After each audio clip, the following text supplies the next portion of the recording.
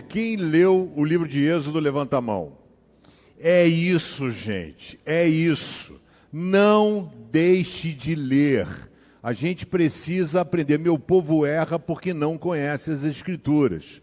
Aqui, o culto, esse momento se torna um ambiente acadêmico. Ou seja, eu quero ensinar vocês com uma aplicabilidade para a vida de vocês. É uma tarefa difícil. Pouco pastor consegue fazer isso. Ou o cara dá uma aula ou o cara prega, né? E tentar passar para vocês um volume de informações grande, né? Porque um livro com mais de 40 e poucos capítulos, né? Então a gente precisa ter esse cuidado. Você que leu, meus parabéns. Você que não leu, leia, porque tem tempo. Às vezes você está na academia, bota a Bíblia em áudio, você vai ouvindo e as coisas vão acontecendo. O tema dessa noite é: será que você consegue deixar Deus te ajudar? Quem aqui já atrapalhou o mover de Deus em sua vida? Levanta a mão. Legal. Né? A gente, várias vezes, a gente às vezes pega e vai aqui achando que está ajudando Deus e está atrapalhando. Então a gente tem que ter um cuidado, e isso é algo que fica relatado, registrado no livro de Êxodo. O livro de Êxodo mostra claramente o desejo de Deus ajudar o povo. Então, o livro de Gênesis começa com a criação do mundo, Adão, Eva, paraíso, e encerra com a morte de José. José morre. E aí o livro de Êxodo começa dizendo que um dia um faraó se esqueceu da história de José, da relevância dele. E aí ele pega, vê que eram volumosos os hebreus, nessa época eram chamados de hebreus, nesse momento não se chama de judeu, não existia judeu ainda, judeu vai existir depois da morte de Salomão. Então são israelitas ou hebreus, ok? O nome Éber, aquele que atravessa o rio, é uma opção, e também tem na ascendência de Abraão um cara chamado Éber. Então, aí 0800 você decide por que eles foram chamados de hebreus.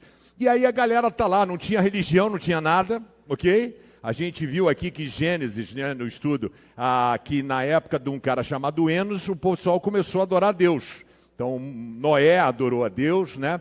E aí Deus chama Abraão para constituir o seu povo e a sua nação. O povo é escravizado, a Bíblia cita 400 anos num texto e 430 no outro. Irrelevante, ok? Para a gente, se foi 400, 430. Então, eles ficaram 400 anos, são várias gerações. O Brasil tem 500 anos.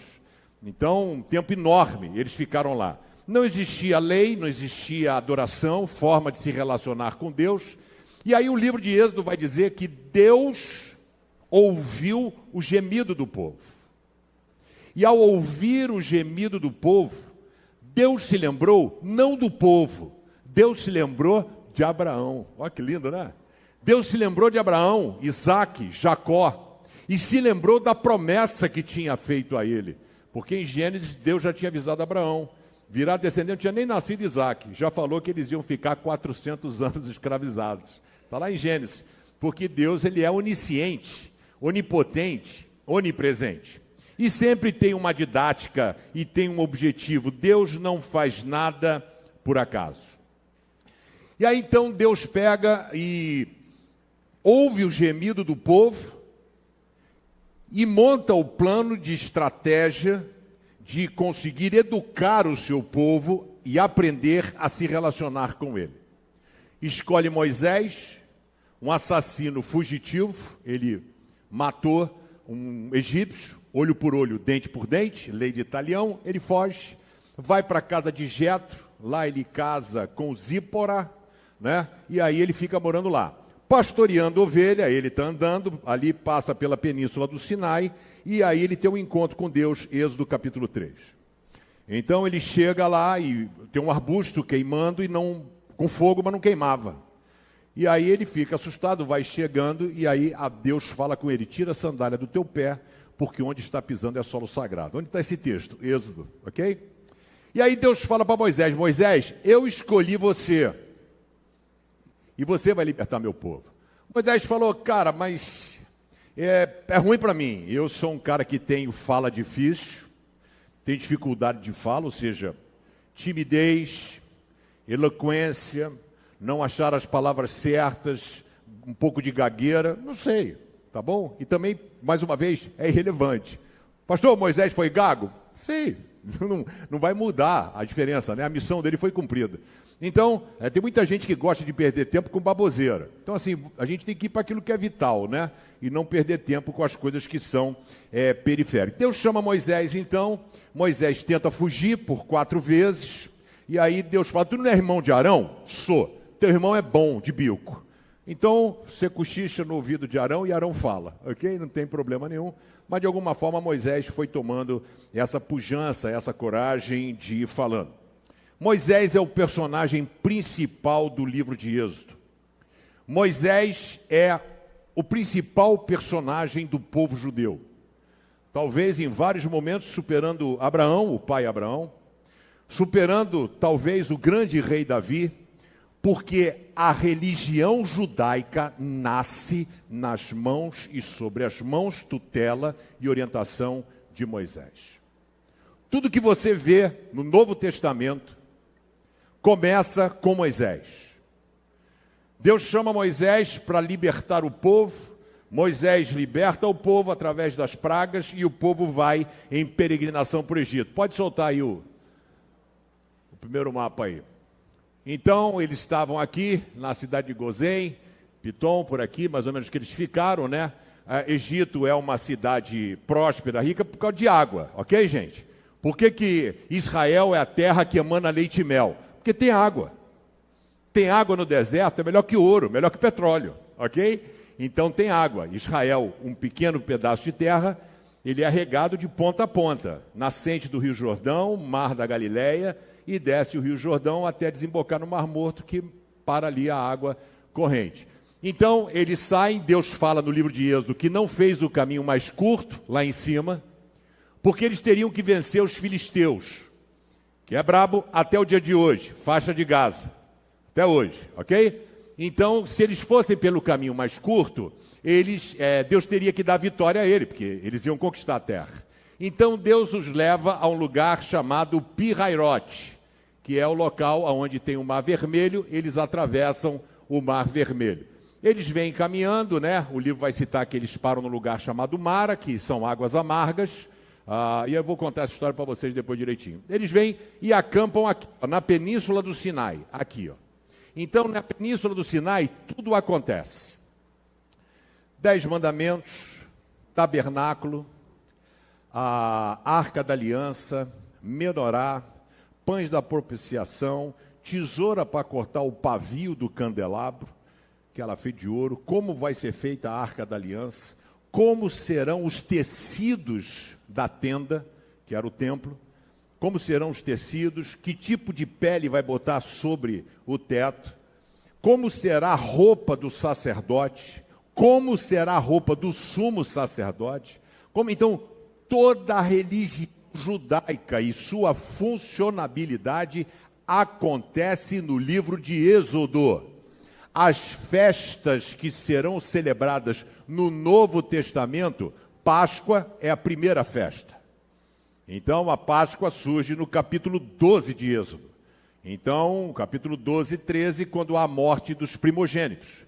Então, se você passar o sangue de um cordeiro nos umbrais da porta, o anjo da morte passará e não entrará na sua casa. Já fazendo referência ao sangue de Jesus, que tem todo o poder.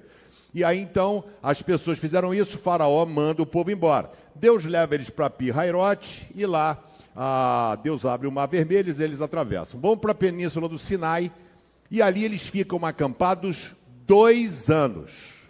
2 anos. Ficaram acampados 2 anos. Então, tudo isso aconteceu num processo de 2 anos.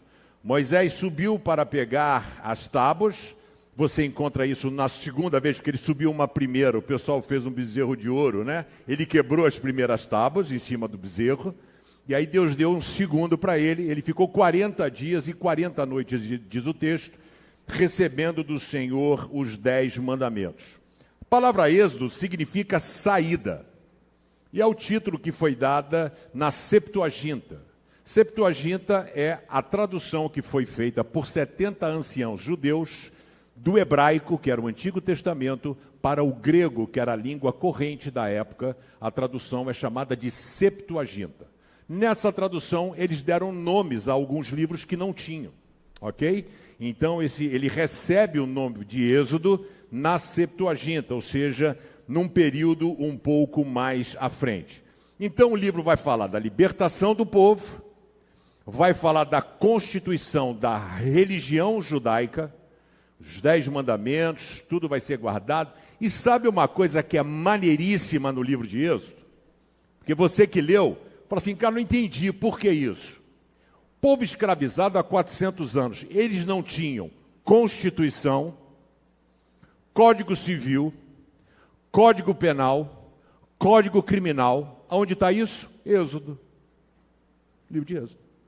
Se o cara matar um vizinho, esse cara vai poder pegar, matar. Se matar uma escrava, não tinha lei, gente. Eles não sabiam como, eles eram escravos. Escravo não pensa. Eles não tinham liderança, eles trabalhavam sendo açoitado.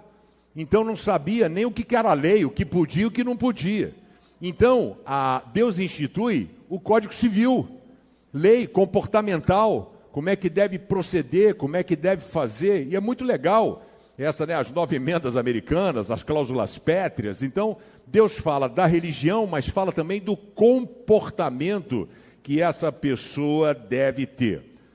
Quero só para você que leu ou você que não leu, dar um briefing aqui de todo o livro de Êxodo. Até o capítulo 6 é Deus e Moisés. Valeu? Aí a perseguição, o rio Nilo vai matar as crianças, etc. e tal. Do capítulo 7 ao capítulo 11 são as pragas do Egito. As 10 pragas. Os magos de Moisés, você que leu, e eu desafio sempre você ler no detalhe, a água virou sangue, o rio Nilo. Eles conseguiram fazer uma mágica de uma bacia e transformar a água em sangue. Aí eles falaram, esse é um truque de Moisés. As rãs, eles também conseguiram de alguma forma fazer com que rãs aparecessem. A partir dos piolhos, terceira praga, os magos e feiticeiros não conseguiram reproduzir. Ok? E aqui Deus está mostrando porque cada uma dessas pragas era uma divindade egípcia.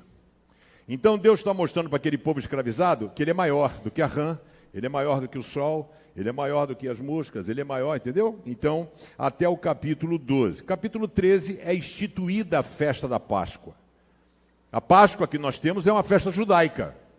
Eles celebram a saída deles do Egito. E Jesus ressuscitou numa Páscoa. Então se tornou uma festa cristã, a ressurreição de Cristo, que é a nossa saída de uma vida de pecado para a ressurreição e uma nova vida em Cristo, ok? Por isso que nós celebramos a Páscoa, que é uma festa judaica. Aí no capítulo 15, o povo chega no lugar e eles reclamam o tempo todo. O tempo todo. Se eu fosse Deus, eu tinha fulminado eles. Mano, chato. Eles chegam no lugar, tem água. A água são amargas. Moisés, por que você trouxe a gente para cá? Não vou morrer, não tem água para beber. Aí Moisés vai para Deus, Deus, o que eu faço? Aí tem uma árvore. Vai lá, pega um graveto daquela árvore, joga na água. Jogou. A água era amarga, ficou doce. Lindo, né? No capítulo 15. Depois o povo fala que quer comer carne, está com saudade do Egito. Deus manda codornizes, diz que num 30 quilômetros, 1 metro, ficou cheio de codorniz. Daqui ao centro da cidade, de passarinho. Acredita? 600 mil pessoas eram os judeus relatados no livro de Êxodo que saíram do Egito, não foram contadas mulheres, crianças, nem idosos. Ok? 600 homens, né? E mulheres. Então aqui, Massá Meribá, aí depois vem o conselho, tem o Massá Meribá, né, que é um outro momento que também não tem água, ele bate na rocha com cajado e sai água de pedra. Eles têm a primeira batalha, primeira luta corporal foi contra os amalequitas. Moisés falou para Josué, que era seu assistente, eu vou subir ao monte e vou ficar lá orando. Subiu com ele Arão e Ur, e Josué foi para o campo de batalha. Enquanto Moisés ficava com as suas mãos levantadas, o povo ganhava ali na terra. Isso é didático para aquele tempo. Mostrando que Moisés era um homem de Deus. E que o que acontecia na cabeça do povo, no céu, acontecia na terra. Era o Deus dos hebreus lutando contra o Deus dos amalequitas. Então, a partir do momento em que eu estou ganhando aqui embaixo, o Deus, meu Deus, está batendo no seu Deus, ok? Então, esse era o conceito. Então, eles ganharam. Moisés ficou com o braço levantado, cansou, foi pesando, foi baixando a mão, e eles viram que na hora que ele abaixou a mão, o povo começou a perder. Arão e Hur colocaram uma pedra e sustentaram o braço de Moisés, e eles ganharam a batalha. Chega Jetro, vê Moisés resolvendo tudo que é problema, ele falou, cara, assim você vai morrer. E ele dá uma lição de liderança. Escolhe 1.000 pessoas, 1.000, 100, 50, 10. Separa, caso pequeno, tela de galinheiro, o cara resolve. Isso aqui, traz para você casos graves. Então coloca líderes, etc. É uma lição, ele é estudado como liderança. Ou seja, como o cara consegue ter a visibilidade que Moisés não estava tendo. Deu o conselho de Jetro e ele fez isso. Aqui está nascendo também os clãs. As 12 tribos de Israel. Os 12 filhos de Jacó. Então, só para você saber, né? Tem muita gente que fala que é genealogia de Jesus, porque Maria, que é descendente de Davi, porque não sei o quê, porque é a coisa de Lucas. A mulher não é contada em descendência. A mulher não existia. É o homem, não é a mulher. Mas é interessante, a pessoa judia, sabe como é que você sabe se você é um judeu? Pelo ventre materno. Se o pai é judeu e a mulher não é judia, a criança não é judia. Ok? Se o pai é não judeu e a mãe é judia, ele é um judeu. É o ventre materno que define. Isso é a cultura deles, ok? Do povo judeu. E aí, muito interessante, porque eu estava falando desse bagulho, mas estava falando do que antes, hein? Vem dando tanta informação. Hã? Como é que é? Davi já era isso. Bom, garoto bom, hein? Então, não é contado mulher. Jacó teve 13 filhos. Teve a menina chamada Diná, que até deu um babado lá com os meninos, depois, mais à frente, né? Judá e tal. Ela não aparece, ela não é contada, ela não tem tribo. Era a cultura da época. Então, sempre a genealogia é para o homem. Por isso que, fulano, né? José, casado com Maria, mãe de Deus, mãe de Jesus, coloca assim, não coloca mãe de Deus, mãe de Jesus. Então, Jesus veio da descendência de Davi, José. Quem é que sabia que Maria estava grávida do Espírito Santo? Ninguém, cara, só Isabel, a prima dela, e Zacarias, ninguém sabia. Eu olhava, ele é filho de quem? Filho de José, entendeu? Rolou assim, desse jeito, só para esclarecer aqui algumas coisas. Aí, capítulo 20, os 10 mandamentos. Os 10 mandamentos, o decálogo é dado aqui no capítulo 20, depois é dado as medidas da tenda, tabernáculo, arca da aliança, capítulo 26, a medida do tabernáculo, 31, Deus entrega as tábuas da lei, Moisés desce, e o povo fez um bezerro de ouro, porque Moisés estava demorando. Aí tudo esqueceu, tudo que Deus fez, esqueceu. Moisés quebrou a tábua do coisa, esfacelou o negócio, fez pó, fez água, mandou os caras beber. Então, assim, ele era chapa quente, né? O bezerro de ouro, Deus manda Moisés descer, Moisés vai lá, né? Deus pega e fala, cara, capítulo 33, é um povo duro, não vou mandar um anjo. Moisés fala, se o Senhor não for com a gente, não nos faça sair desse lugar. Capítulo 33, Moisés falava face a face com Deus. E ele viu a glória do Senhor. Sabe, 34 são as novas placas da lei, ou seja, Deus renova a aliança. O rosto de Moisés fica brilhando. Ele vê a glória de Deus num relance, numa fenda da rocha. Deus fala, eu vou passar, você vai ver. Ele brilhava. Então, quando você vai no Novo Testamento, e Paulo está falando da glória de Deus, ele fala que Moisés precisava cobrir a cabeça, né? Fazendo referência a esse texto. E tinha um momento que Moisés, por exemplo, não estava com o rosto brilhando, mas ele cobria a cabeça para a galera pensar que estava, entendeu? Para poder dar uma moral ali e falar com a rapaziada. Paulo vai citar isso lá na frente. As novas placas da lei são dadas. 35, o povo traz oferta para a construção da tenda, tabernáculo. Eles trouxeram tanta oferta, que Moisés falou, gente, para, não dá mais nada, que nós temos de sobra, que não tem nem onde botar o que vocês estão dando, de tão alegres que eles estavam em poder agradecer a Deus. 37, a arca da aliança, mesa dos pães, candelabro, altar. 39, tudo ficou pronto. O que tinha dentro da arca da aliança? 3 coisas. 2 litros de maná, para o povo se lembrar da provisão do Senhor, que o maná só caiu no tempo do deserto. Ninguém sabe o que é. Não era farinha, era uma escama que tinha gosto de bolo de mel. Então o pessoal recolhia aquilo e guardava. Para o sábado ele recolhia uma porção dobrada para não trabalhar no sábado. Daí você entende o comentário dos judeus, dos discípulos de Jesus, de colherem espigas no sábado. Tá lá já no Êxodo. O cara não pode pegar nem comida, né? E aí a Arca da Aliança fica pronto, 3 coisas. 2 litros de maná, a vara de Arão que floresceu, botando ele como sumo sacerdote, e as 2 tábuas com os 10 mandamentos. Tudo ficou pronto, houve a consagração da tenda, e 1 ano depois, 2 anos, o povo saiu ali, que eles saíram do Egito, né? Mais 1 ano, eles saem e vão então começar a sua jornada. Aí tem o livro de Levítico, que aí são as coisas pastorais, como é que vai funcionar, como é que corta o animal, como é que faz, como é que acontece. Também tem leis morais. E aí você tem o livro de Números, que vai mostrar as batalhas e esse preparo para a conquista da terra prometida. A nuvem cobriu a tenda e ela guiava o povo. Aqui Deus estava ensinando o povo a teocracia. Teocracia, Deus no centro. Essa igreja aqui é uma igreja que trabalha de forma teocrática. Aqui quem manda é Deus. Não manda, não é o pastor, não é a igreja. É Deus, teocracia. Deus no meio. E era assim que funcionava. Então ele no deserto, Deus que guiava. Dizia, levanta acampamento, monta acampamento, arma as coisas, desarma. Deus controlava todas as coisas. Perguntar, Deus tem controlado a sua vida? Quem é que governa a sua vida? A chapa esquenta, você recorre a quem? Quem é que pode ajudar você? Quem é que faz a diferença? Qual é o lugar que Deus ocupa na sua vida? Deus é primeiro lugar na sua vida? Deus ocupa a proeminência? Deus é alguém a quem você recorre quando não tem mais opção? Quando os seus planos terminaram? Êxodo, abra sua Bíblia em Êxodo capítulo 12, verso 37 em diante, até o verso 42.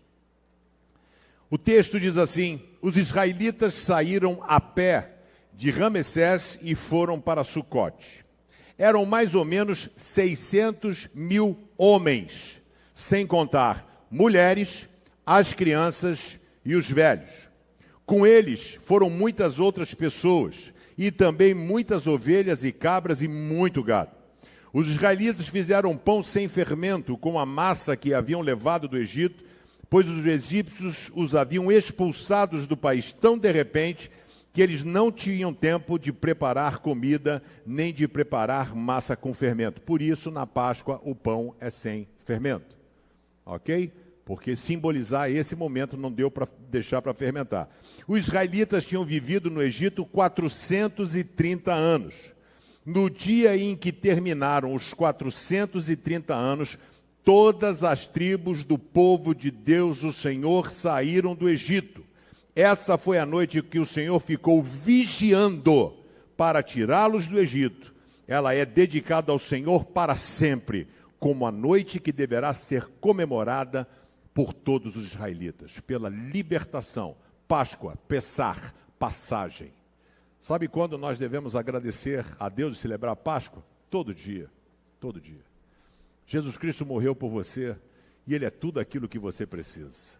E o grande desafio é se você, de fato, tem permitido com que Ele tenha liberdade para agir, direcionar a sua vida. Vamos orar? Obrigado, Senhor, pela Tua palavra lida. Pedimos que Teu Espírito Santo possa falar conosco de maneira carinhosa e especial. Eu oro em nome de Jesus. Amém. Deus é sinistro. Deus é sinistro. Porque Deus, assim, eu sou um estrategista, mas Deus é espetacular. Presta atenção, você não tem ideia do que está acontecendo. Você está perdidaço. Deus tem tudo em suas mãos. Ele sabe o que está fazendo. O povo está sendo açoitado. Enquanto o povo está sendo açoitado, Deus ouve o gemido. Lembra da promessa de Abraão? Deus vai até Moisés. Deus leva Moisés ao Monte Sinai. Deus escolhe Moisés, vou usar você. Deus enche Moisés do Espírito Santo e dá a ele poder e autoridade para numa ordem mandar a praga vir, numa ordem mandar sair. Então, quer dizer, o povo não tinha ideia, o povo estava sem nenhum tipo de perspectiva, planejamento, sonho, revolta, revolução, não tinha jeito. Mas Deus estava agindo, olha aqui para mim, Deus está agindo na sua vida, querido. Você que talvez não consiga perceber, confia. O povo está lá apanhando e Deus está trabalhando. Pegou Moisés, bota para cá, bota para lá. E por isso que eu quero dizer que, em primeiro lugar, Deus tem um plano para todos. Ele veio de geral, pegou Moisés, pegou o coisa, pegou o faraó. Diz o texto em Êxodo 3:5. Deus disse, pare aí e tire as sandálias, pois o lugar onde você está é um lugar sagrado. E Deus continuou, eu sou o Deus dos seus antepassados, o Deus de Abraão, o Deus de Isaque, o Deus de Jacó. Aí Moisés cobriu o rosto porque ficou com medo de olhar para Deus. Moisés não tinha a menor ideia do que Deus estava preparando. De se tornar um dos maiores líderes que a história já conheceu. Cara, liderar 600 pessoas em qualquer coisa, combate, escritório, é dose. 600 mil, só Deus. 600 mil, mano, isso é uma loucura, né? E Moisés fez isso. Então é lindo a gente ver o agir de Deus. Deus, quando age, é um combo. O povo sofrendo, Moisés, um pastor de ovelhas, fugitivo, Deus agindo. Deus chama Moisés, prepara, capacita, desde o seu nascimento. Deus pega Moisés, Faraó manda matar as crianças, ele é jogado no rio por sua mãe, colocado no rio, para na princesa, é criado como príncipe. Ele foi preparado para ser um grande líder. Ele foi preparado para ser um possível faraó. Depois ele vai para o deserto cuidar de ovelha. Ele era especialista em deserto, especialista em lidar com caos e as situações inusitadas da vida. Sabe? Então, Deus mostra que Ele é o único e verdadeiro Deus. Ele manda as pragas superando todas as divindades egípcias. E não é diferente também na sua vida. Deus não está de bobeira. Deus está agindo. Aprenda a confiar mais em Deus e menos em você. Amém? É difícil, gente. Isso é um exercício. Você não consegue delegar, às vezes, missão no seu trabalho, na sua casa, você não consegue delegar, tudo tem que ser centralizado. Isso é ruim. Você precisa delegar, tem que saber gerenciar. Você delega e cobra, né? É porque o brasileiro carioca delega e abandona, né? Deleguei para você e largo. Nunca. Isso aí é contra qualquer princípio, né? Então, Deus não é o espectador da história, querido. Deus é o dono da história. É Ele quem tem o controle de todas as coisas. Ninguém sabia quais eram os planos de Deus. Por isso que Jeremias fala, seus planos são, Isaías, seus caminhos são mais altos que os nossos, seus pensamentos são melhores que os nossos. A gente está perdido, mas Deus não. Então, pastor, não sei o que eu faço no meu trabalho, não sei o que eu faço no meu casamento, eu não sei o que eu faço com meu filho, pastor, não sei mais o que fazer. Vou dar uma palavra a você, confie em Deus. Confie em Deus. Pastor, não sei o que eu faço com meu filho, os filhos são herança do Senhor, Deus vai cuidar. Casamento, confia que Deus pode reverter qualquer situação. Quem crê que Deus pode fazer o impossível, levanta a mão. Então não joga a toalha, gente. Não joga a toalha, crê, confia, descansa, vai, entendeu? Então não fica pelo caminho. Então Deus te conhece, Deus sabe quem você é. E vou dizer mais, Deus sabe o momento exato de agir. Por que Ele não resolveu a parada na primeira praga? Ele endureceu o coração de Faraó.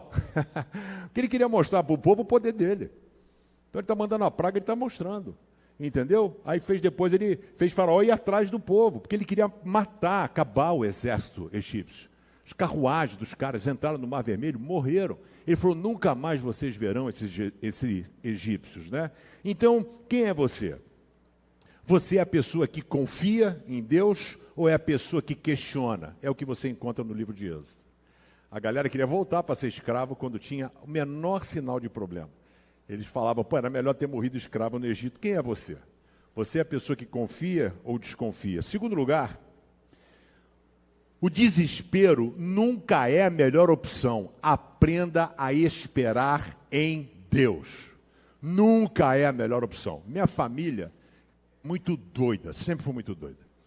Meu pai é o cara que, tipo assim, cara, o mundo está acabando, ele não está nem aí. Ele não levanta para resolver um problema. Nunca brigou, não saiu do carro para falar com alguém grosso. Meu pai, sempre ali, trabalhador, tal, mas não coisa. Minha mãe era o homem da casa, para resolver a parada. Roubaram a casa, minha mãe pegou o cachorro, foi atrás, pegou o cara, prendeu, levou para casa, minha mãe é braba, levou para casa, pegou, ligou para o pai do cara, era médico, o cara veio, o filho era maconheiro.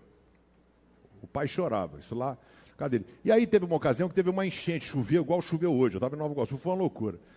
Choveu, aí começou a entrar água na varanda da casa do meu pai, no quarto deles, né? Na varanda do quarto ali, começou a encher, jorrar água, assim, jorrar igual petróleo, jorrar. Minha mãe falou, Pedro, faz alguma coisa. Fez nada, nem levantou da cama. Aí minha mãe, que era o homem da casa, aí saiu, foi lá no negócio, pegou um arame, minha mãe, botou um vestido, enfiando a mão no negócio para poder ver se estava entupido o ralo, para se desentupir o negócio, e pediu para o meu pai um favor. Pedro, vê se a água vai parar de jorrar, se o meu trabalho está funcionando. Aí minha mãe foi, ficou. Chegou lá, cadê meu pai? Sumiu.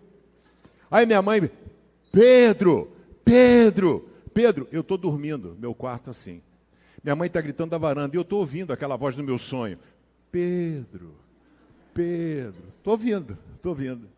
Aquela voz assim, né? Mas estou no sonho. Aí minha mãe não viu meu pai, minha mãe ficou um siri. A minha mãe entra toda molhada na sala, grita. Sabe onde é que meu pai estava? Vou contar para vocês. Minha mãe entra na sala e fala assim, Pedro, alguém me ajuda, pelo amor de Deus. Cara, minha mãe falou isso.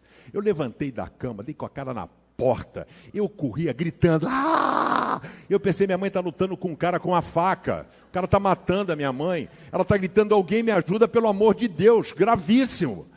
E aí, falei, cara, aí eu saio correndo, minha mãe está parada, eu saí gritando, eu tremia todo. Eu abracei a minha mãe teve dimensão do que ela fez. Aí chega, cada filho tem uma reação. A minha irmã, Sônia, que já está com o Senhor, sempre foi apavorada. A Sônia já saiu do quarto sem saber o que era, gritando, A Cristina, minha irmã, relax. Ela sai com o travesseiro na mão e fala assim, o que está acontecendo? Aí falou assim, nada não. Pô, então não grita mais. Voltou para o quarto, que nem sabia o que era. O vizinho desceu com 38 na mão. Falou, estão matando. Mataram a mãe, mataram o pai, mataram o filho, agora estão matando a irmã. Sabe onde é que meu pai estava? No banheiro. Aí sai com a cara. Entendeu? Então, o desespero nunca é a melhor opção. Rapaz, foi a loucura aquele dia. Êxodo 32, 1. O povo viu que Moisés estava demorando, recebendo a arca, tabernáculo, 10 mandamentos, castiçal, menorá, como vai funcionar, roupa de sacerdote. Aí viu que está demorando, muito para descer do monte. Então eles se reuniram em volta de Arão. Moisés subiu e falou assim, Arão e Hur estão na responsa.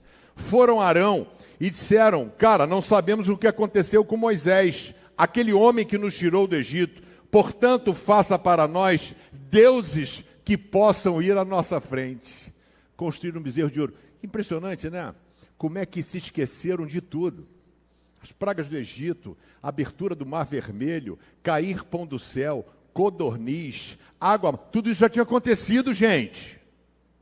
Bastou o cara demorar e substitui Deus, coloca aqui um bezerro de ouro. Sabe o que é pior de tudo? Arão.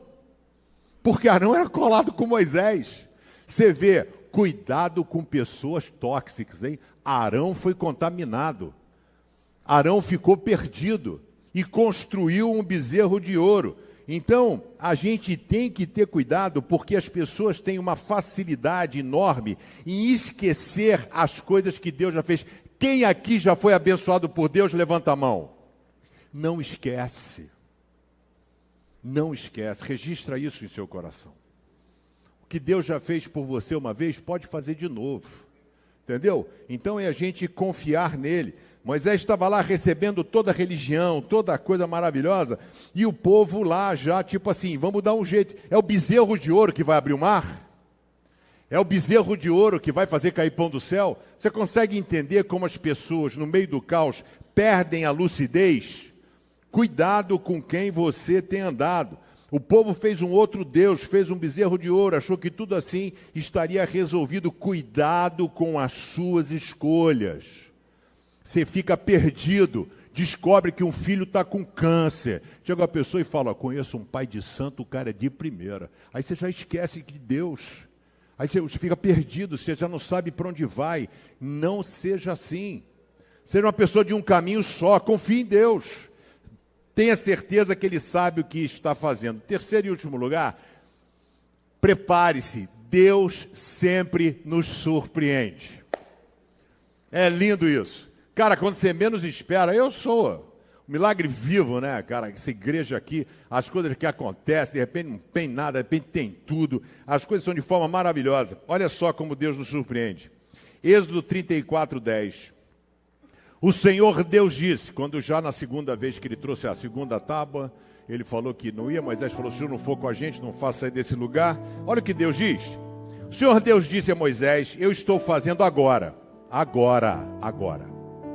uma aliança com o seu povo.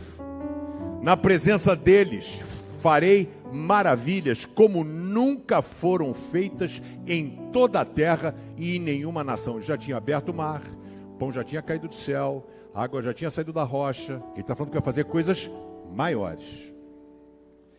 Todo o povo verá que milagres eu, o Senhor, posso fazer. Pois vou realizar uma coisa terrível em favor de vocês. Obedeçam às leis que estou dando a vocês hoje. Com Moisés, obedeço. Conforme vocês forem avançando, eu expulsarei os amorreus, os cananeus, os heteus, os perizeus, os heveus, os jebuseus, Jerusalém.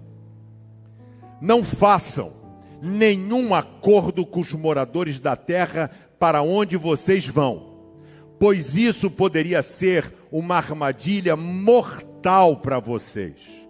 Pelo contrário, derrubem os altares deles, destruam as colunas do deus Baal e cortem os postes da deusa Aserá. Deus é sensacional, o povo não. O que o povo fez? Absolutamente o contrário. O povo não destruiu os altares, o povo se misturou com aquele povo, e todo o Antigo Testamento,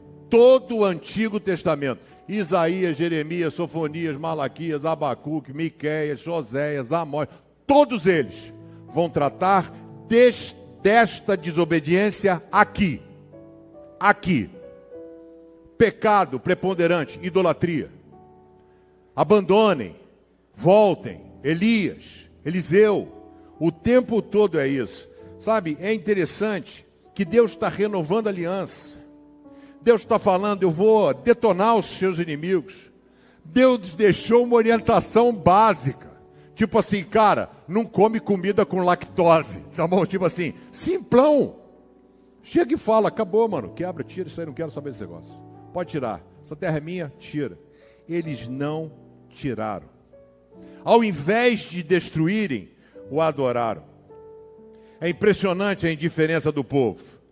A desatenção cristalina às orientações de Deus. Sabe qual a diferença deles para você? Nenhuma. Estou para conhecer povo que se diz cristão. Que facilidade para desobedecer a Deus. Que facilidade para fazer o que eu quero. A Bíblia que você tem não é a Bíblia, é a que você criou. Você criou uma Bíblia para você. E aí isso é pecado, isso não é pecado, isso aqui não tem problema. Entendeu? A Bíblia é uma só, a obediência é uma só. Se Deus trouxe você aqui, é porque Deus ama você. E Ele quer mudar a sua história. Ele quer levar você até a presença dEle. Ele quer ensinar você a confiar nele. Queria convidar você a fechar os seus olhos, a baixar a sua escolha. Deus fala, Deus avisa, Deus mostra e a gente desobedece. Pergunta é simples, curta, direta, objetiva. Qual será a sua escolha hoje? Vai obedecer a Deus ou vai continuar fazendo o que você bem entende? É contigo mesmo. Cada um prestará contas a Deus de sua vida. Mas se você hoje quer a intervenção de Deus na sua vida, se você hoje quer ação, você quer fazer a melhor escolha, quero convidar você que está com a gente no online, você que está aqui hoje, quero convidar você que está aqui, se pela primeira vez você quer entregar a sua vida a Jesus, você reconhece, eu sou falho, eu sou limitado, mas eu sei que Tu não és, Senhor. Eu quero aprender a confiar contigo, eu quero hoje começar um relacionamento contigo. Não é religião, é você permitir Jesus entrar na sua vida. Se esse é o teu desejo nessa noite, levanta a sua mão onde você está. Eu quero muito orar por você em nome de Jesus. Existe alguém aqui nessa noite? Levante a sua mão. Deus abençoe a sua vida, querido. Em nome de Jesus, Deus abençoe você, querida. Em nome de Jesus. Existe mais alguém? Levante sua mão bem alto. Quero orar por você. Livro de Deuteronômio, Deus abençoe você, querida. O livro de Deuteronômio diz assim: escolhei bênção ou maldição. É simples assim, cara. Você escolhe bênção ou maldição. Aí não pode dizer, não, Deus não me ama, Deus não me quer. Deus abençoe. Glória a Deus. Existe mais alguém? Online, escreva, eu aceito. Queria orar por você. Em nome de Jesus, faça isso por você. Posso falar como um cara experiente? É a melhor decisão que você pode tomar na sua vida. Entendeu? É a melhor decisão. É a melhor decisão. É dar oportunidade para Deus trabalhar na sua vida. Tem coragem? Levanta a sua mão. Existe mais alguém? Em nome de Jesus, levante sua mão bem alto. Eu quero orar por você. Lá atrás tem alguém? Levante sua mão.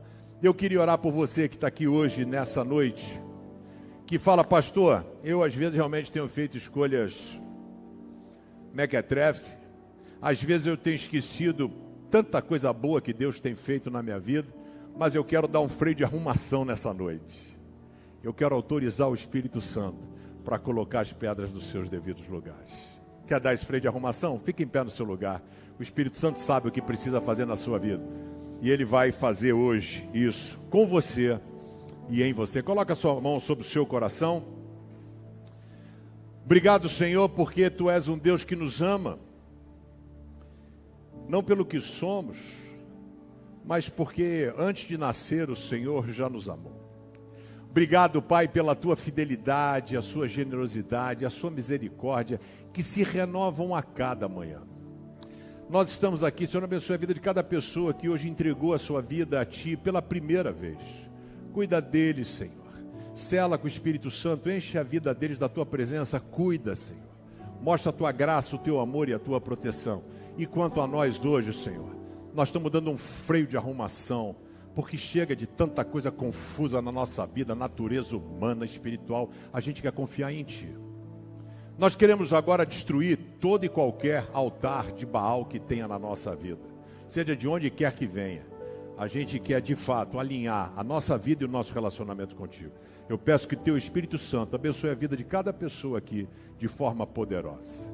Que a graça e a paz do nosso Senhor e Salvador Jesus Cristo, o amor maravilhoso, incompreensível, misericordioso de Deus Pai, a comunhão, a consolação, a alegria, o poder, a presença poderosa do Espírito Santo seja derramado sobre você, gerando um freio de arrumação, colocando as pedras nos seus devidos lugares, da sua casa, da sua vida, da sua casa, da sua família, dos seus negócios, na vida desta igreja de Jesus chamada Seberrio e sobre todo o povo de Deus espalhado sobre a face da terra, hoje e para todo sempre. Amém e amém. Querido, querida, que Deus abençoe você. Jovem, adolescente, se você não se inscreveu no retiro, faça a sua inscrição, a galera está lá fora. Pai de jovem adolescente, nem pense duas vezes. Faça a inscrição deles lá para ir no retiro. Domingo que vem estamos aqui, você é nosso convidado, 8h30 da manhã, 10 horas e 11h30 da manhã. Convidados, estamos falando sobre fruto do Espírito. Você será muito bem-vindo. Vá na paz.